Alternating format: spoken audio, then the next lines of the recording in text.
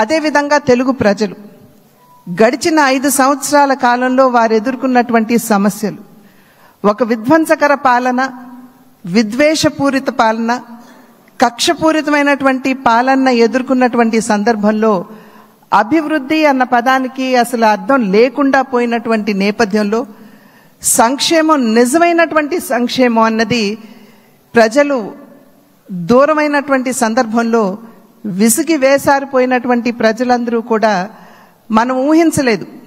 ఇంతటి ఘనమైన విజయం మనం సాధించగలమని చెప్పి మనం ఊహించలేదు. ఖచ్చితంగా అధికారంలోకి వస్తాము అనేటువంటి భావన ప్రతి ఒక్కరిలో ఉన్నప్పటికీ, ప్రతి నాయకుడికి వచ్చినటువంటి మెజారిటీని ఒక్కసారి మనం చూసినట్లయితే ప్రజలు ఒక కసితోటి ఎట్లాగైనా సరే ఈ యొక్క ప్రజా వ్యతిరేక పాలనకి అంతం పొందించాలి, జగన్మోహన్ రెడ్డి అనేటువంటి ఒక రాక్షసుడు ఎవరైతే పరిపాలిస్తున్నారో ఇంటికి పంపించాలి అనేటువంటి భావన ఏదైతే వారి మనసులో కరుడుగట్టి ఉన్నదో అది వారు బయటికి చెప్పకనే వారు ఓటు మాధ్యమంగా తెలిపినటువంటి నేపథ్యంలో వారందరికీ కూడా, తెలుగు ప్రజలందరికీ కూడా నా ధన్యవాదాలు నేను తెలియజేస్తున్నాను. ఒక పక్క అనూహ్యమైనటువంటి విజయం అని చెప్పి మనం అందరం చాలా సంతోషపడినప్పటికీ, రెండవ పక్కన మనం ఈ విజయం నుండి నేర్చుకోవాల్సినటువంటి పాఠాలు కూడా ఉన్నాయి అని చెప్పి గ్రహించవలసినటువంటి అవసరం ఉన్నది అని చెప్పి గట్టిగా విశ్వసిస్తున్నాను నేను.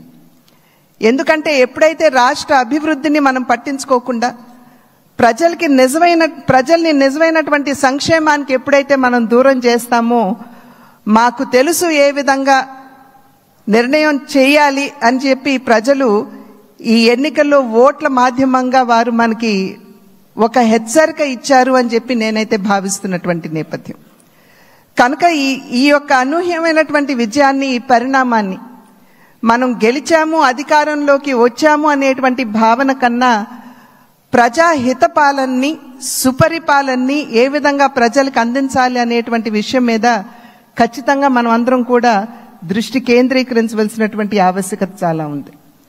ఆ సందర్భంలో ఈ 3 పార్టీల యొక్క కలయిక, ఒక్కసారి 3 పార్టీల యొక్క ఆలోచన విధానాన్ని కనుక మనం తరిచి చూసినట్లయితే, భారతీయ జనతా పార్టీ ఆది నుండి కూడా, ఎప్పుడైతే భారతీయ జనతా పార్టీ ఏర్పడిందో ఆనాటి నుండి కూడా సబ్కే సాత్ సబ్కా వికాస్ అనేటువంటి ఒక సంకల్పంతో ముందుకు వెళ్తున్నటువంటి వైనం మనందరికీ తెలుసు.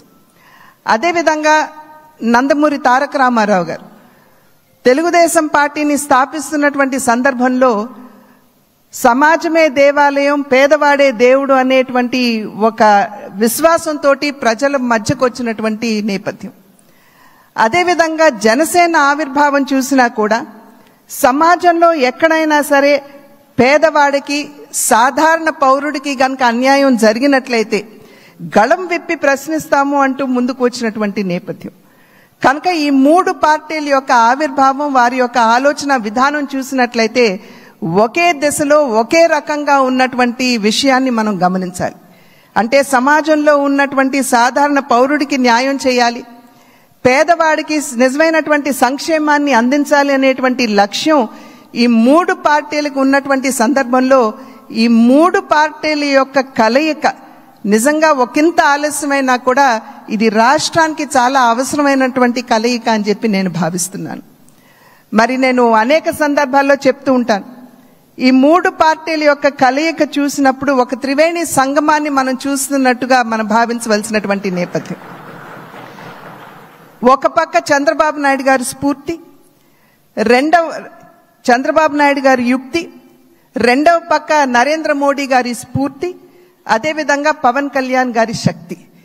ఈ 3 కలయికే ఇవాళ రాష్ట్ర ప్రజల ముందు ఈ యొక్క అలయన్స్ గా, కూటమిగా ముందుకొచ్చినటువంటి విషయాన్ని మనం అందరం కూడా గమనించవలసినటువంటి అవసరం చాలా ఉంది.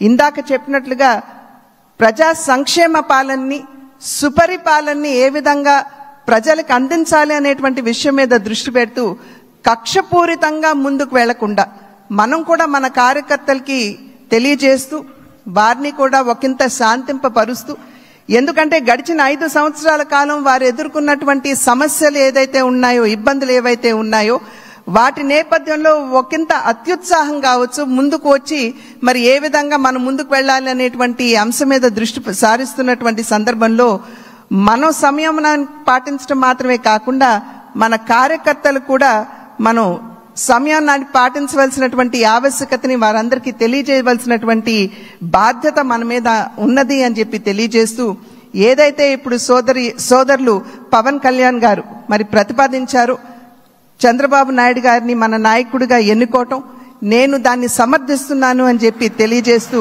మీ అందరికీ ధన్యవాదాలు తెలియజేస్తూ చంద్రబాబు నాయుడు గారికి మరి ఒక్కసారి నేను శుభాకాంక్షలు తెలియజేస్తున్నాను. నమస్కారం. జై